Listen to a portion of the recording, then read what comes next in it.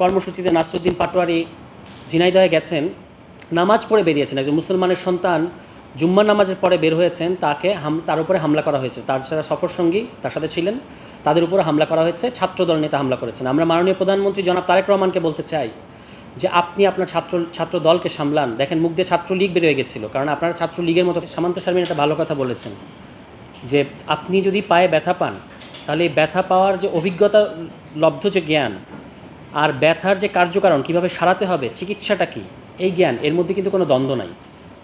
কাজেই কৃষক তো জানে যে কৃষক কী কী সমস্যার মধ্যে আছে, প্রাকৃতিক, রাজনৈতিক, অর্থনৈতিক। তার প্রতিদিনকার কৃষিকাজ করতে গেলে কী কী সমস্যার মধ্যে তারা পড়ছে সেটা তারা জানে। কিন্তু এই সমস্যাগুলোর স্ট্রাকচারাল সমাধানটা কী, এটা কিন্তু শুধু কৃষক জানে, ব্যাপারটা এরকম না। এটা এই কারণেই বিশেষজ্ঞ জ্ঞানের প্রয়োজন আছে। তো সেই দিক থেকে আমাদের শিক্ষিত শ্রেণীর মধ্যে কৃষক এবং কৃষি প্রশ্নটাকে আরও জোরদার আলোচনার বিষয় এবং এজেন্ডাভুক্ত করা দরকার। তো সেটা এই ছোটো ছোটো আলোচনাগুলো আমি আপনাদেরকে অনুরোধ জানাবো যে আপনারা চেষ্টা করেন যে কৃষি কনভেনশন, এইগুলোকে সিজনাল আলাপ না রেখে কৃষি কনভেনশন, কৃষক কনভেনশন করা। সেটা ঢাকায় হতে পারে, হাওড় অঞ্চলেও হতে পারে, কিন্তু এটা করা জরুরি। কারণ কৃষক একসময় এই অঞ্চলে, যে শেরেবাংলা একে ফজলুল হকের কথা বললেন, উনারা এখানে কৃষকদের মুক্তির জন্য যে একটা পার্টি করেছেন। এরপরে পাকিস্তান আন্দোলন হয়েছে, মাওলানা ভাসানীর মতো নেতার এই অঞ্চলে আগমন ঘটেছে। কিন্তু দুর্ভাগ্যজনকভাবে কৃষি এবং কৃষকের এখন আর কোনো কারেন্সি নাই পলিটিক্সে। এটা খুব আনফর্চুনেট, এবং আমাদের দেশের যে সার্বিক যে বেহাল দশা, তার পেছনে কিন্তু এটার একটা ভূমিকা আছে। বর্তমান সরকারের প্রায় 100 দিন হতে চলছে।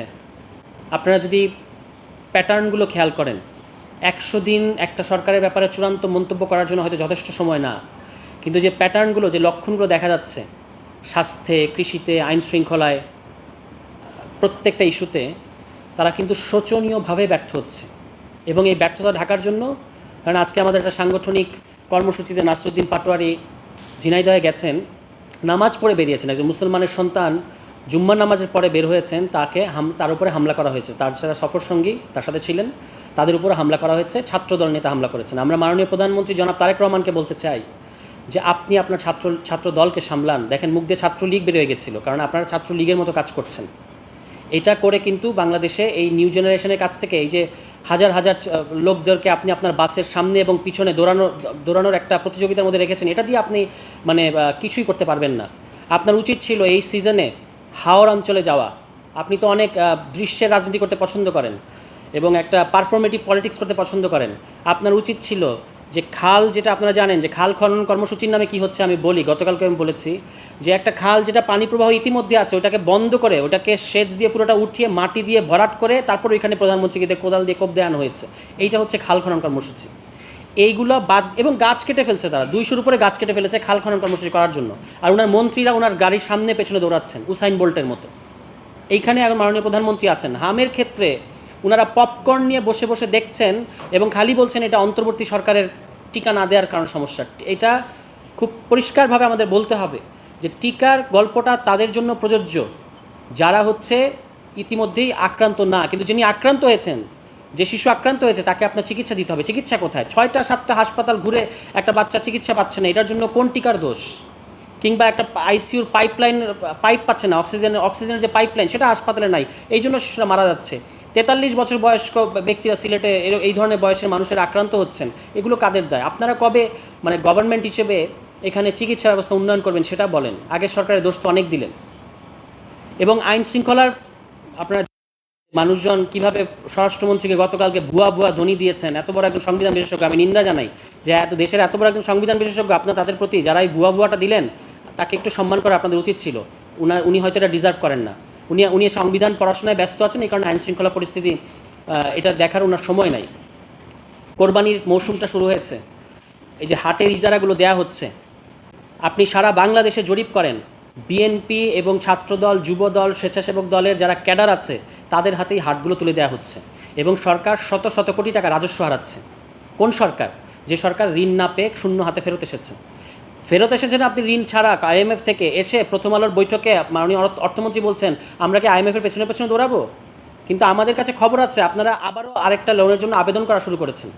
এত যদি বিপ্লবী হন তাহলে আইএমএফের কাছে লোন চায়েন না, আপনাদের তো লোন লাগবে। কিন্তু সেই লোন যখন আপনারা পাচ্ছেন না, কারণ আপনারা ডিফল্টার, তখন আপনারা বলছেন যে আইএমএফ খারাপ, আইএমএফ হয়ে গেছে এনসিপি জামাত। এটা তো এইগুলো বললে তো হবে না। আপনারা যে লোন পাচ্ছেন না এবং এদিকে আপনাদের দলীয় ক্যাডাররা শত শত, এই যে কেরানীগঞ্জের একটা গল্প শুনলাম, কেরানীগঞ্জে একটা হাট থেকে 2 কোটি টাকা রাজস্ব হারিয়েছে সরকার। এটা যদি একটা হাটের অবস্থা হয়, সারা বাংলাদেশের হাটগুলোর কী অবস্থা? দলীয় যে ওনারা 1 কোটি কর্মসংস্থান করবেন, এই 1 কোটি কর্মসংস্থান করার প্রক্রিয়া হচ্ছে এই যে হাটগুলোতে দলীয় ক্যাডারদের হাতে তুলে দেওয়া। এভাবে ওনারা 1 কোটি কর্মসংস্থান করবেন। এই কৃষকের প্রশ্ন দেখেন, ওনার কৃষক কার্ড দিয়েছেন।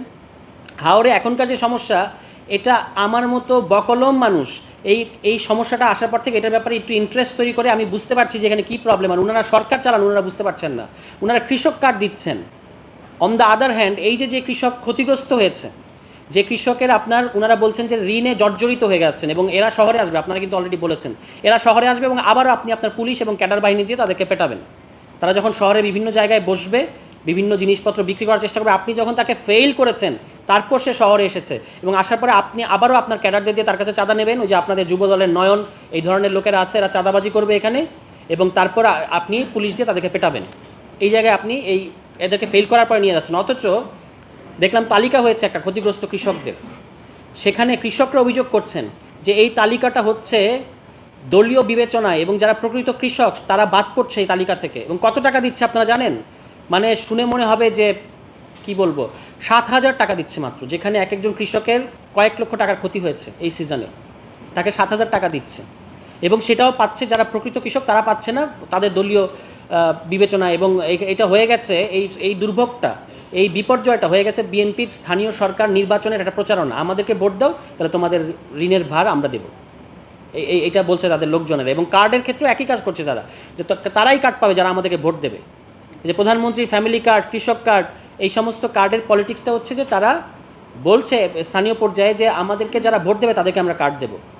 এরকম একটা মানে ভয়ঙ্কর, আমি বলবো ত্রাসের রাজনীতি তৈরি করেছে বাংলাদেশ জাতীয়তাবাদী বিএনপি সরকার।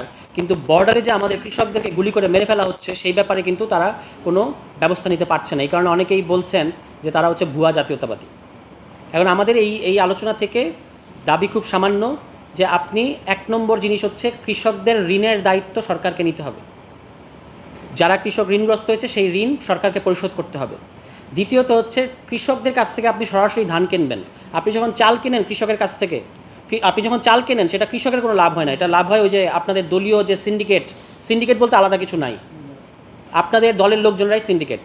তো আপনি যখন চাল কিনেন তখন আমাদের কৃষকদেরকে ঠকিয়ে এই ফরিয়ারা হচ্ছে আপনার কাছে উচ্চ মূল্যে মানে চাল বিক্রি করে, তাতে তাদের লাভ হয়, কৃষকের কোনো লাভ হয় না। এ কারণে সরাসরি কৃষকের কাছ থেকে ধান কিনতে হবে। এবং এই যে হারভেস্টর সহ এই যে কুলিং মেশিন, যেটা হলো এই যে ধানগুলোকে শুকানোর জন্য যে মেশিন দরকার, এটা আপনার তাদেরকে প্রোভাইড করতে হবে। এবং যারা কৃষক ক্ষতিগ্রস্ত হয়েছে তাদের তালিকা করার ক্ষেত্রে শুধু সরকার না, আপনার এখানে আরও যারা কৃষি নিয়ে লম্বা সময় ধরে কাজ করেছেন তাদেরকে আপনারা ইনভলভ করেন। এই ধরনের অনেক সংগঠন বাংলাদেশে আছে।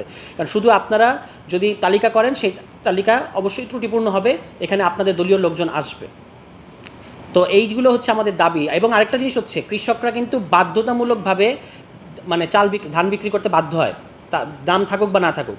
এ কারণে ফসল কাটার আগেই দামটা নির্ধারণ করতে হবে। এই দাবিগুলো আমরা আগে জানিয়েছিলাম, এগুলো আমরা আবারও এই সুযোগে জানালাম। এবং বিএনপি সরকারের প্রতি আমাদের আহ্বান থাকবে যে রাজনৈতিক সমস্যার যতক্ষণ সমাধান না করবেন, যখন আপনারা রাজনৈতিক সমস্যাটাকে মানে প্রবলেমটাকে আরও ঘনীভূত করছেন, এটা কিন্তু আপনাদের জন্য বুমেরাং হবে। এবং এখন মনে হচ্ছে আপনারা পার পেয়ে গেছেন এবং বিভিন্ন ধরনের এই অপটিক পলিটিক্স বা হাততালি পাওয়ার যে রাজনীতি আপনারা করছেন, ডোপামিন পলিটিক্স বলছে অনেকে, এটা নেপালের সাথে এখানে মিল আছে তারেক রহমান সাহেবের, যে ওখানেও মানে পারফরমেন্স হচ্ছে অনেক, এখানে গিয়ে বালেন্দ্র শাহ হানা দিচ্ছেন, ওখানে গিয়ে বালেন্দ্র শাহ হানা দিচ্ছেন, কিন্তু গভর্নেন্স বলতে যেটা বোঝায় সেটা নিশ্চিত হচ্ছে না। তো পারফরমেন্স যে গভর্নেন্স না, এটা তারেক রহমানকে বুঝতে হবে। আপনি অনেক পারফর্ম করছেন, কিন্তু এই পারফর্ম কিন্তু আপনাকে দিন শেষে মানে কোথাও নিয়ে যাবে না। আপনাকে গভর্নেন্স নিশ্চিত করতে হবে। এবং গভর্নেন্স নিশ্চিত করার জন্য রাজনৈতিক যে সংস্কার, এই পুরো আমাদের গণতান্ত্রিক যে সংস্কারটা আপনি এখনও করেন নাই, এবং যার কারণে ওই অর্থনৈতিক সংকটটা আরও ঘনীভূত হচ্ছে, নতুন নতুন গরিব তৈরি হচ্ছে। আপনারা এই যে সামান্তা মোহাম্মদপুরের দিকে অনেক বিভিন্ন কর্মসূচিতে যায়, মোহাম্মদপুরের যে কৃষি মার্কেট, সেখানে আপনারা খোঁজ নেন, চালের দাম বাড়ার মানে হচ্ছে আপনার এই বাজেটের পরে একটা বাজেট আসতে যাচ্ছে, এবং এই বাজেট মানেই হচ্ছে অবধারিতভাবে গরিবের উপরে, নিম্নবিত্তের উপরে, নিম্ন মধ্যবিত্তের উপরে, মধ্যবিত্তের উপরে করের বোঝা বাড়বে। এবং এর মানে হলো যে তারা নতুন করে নিউ পুয়ার তৈরি হবে, নয়া গরিব। এই নয়া গরিব মানে হচ্ছে তার বাইরে বাইরে অনেক ঠাটবাট, কিন্তু ভেতরে কিন্তু সদরঘাট একেবারে ফাঁপা হয়ে গেছে এবং কনজামশন নেটের একেবারে তলানিতে অথবা ছিটকে পড়েছে। এরা হচ্ছে নতুন গরিব। এই নতুন গরিব তৈরি করবে আগামী বাজেট। এটা আমি আপনাদেরকে একজন সামান্য রাজনৈতিক কর্মী এবং সচেতন নাগরিক হিসেবে বললাম, আপনারা মিলিয়ে দেখবেন অর্থনীতিবিদরা এই কথাগুলোই বলছে যে সামনে নতুন গরিব তৈরি করার বাজেট হচ্ছে। যতই তারা এই যে 9,30,000 কোটি টাকার একটা বাজেট তারা করতেছে, কোথা থেকে টাকাগুলো আসবে এটা কিন্তু তাদের কাছে কোনো রোডম্যাপ নাই। শুধু মানে এই যে ঝা চকচক চেহারা দিয়ে আমাদের অর্থমন্ত্রী যেগুলো বলছেন এটা বলে কিন্তু সমস্যার সমাধান করা যাবে না।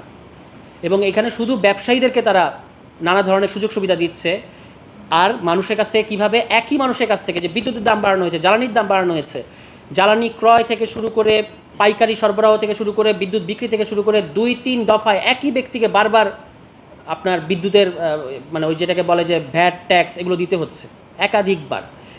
এটা আলটিমেটলি যেটা হবে, আমাদের মানুষের ক্রয় ক্ষমতা আরও কমবে এবং মূল্যস্ফীতি মানে বেড়েই যাচ্ছে, আরও বাড়বে।